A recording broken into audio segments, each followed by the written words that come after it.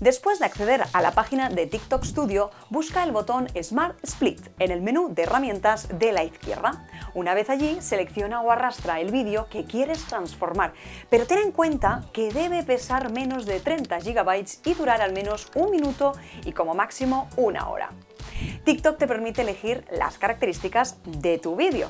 Primero, escoge el segmento que quieres reutilizar moviendo los extremos de la línea de tiempo. Ahora escoge la duración de los clips que la herramienta va a crear para ti. No te olvides de elegir un estilo para los subtítulos que aparecerán o desactiva esta función si no los quieres. Por último, elige el formato de tus nuevos vídeos, dejando el original o transformándolo a vertical.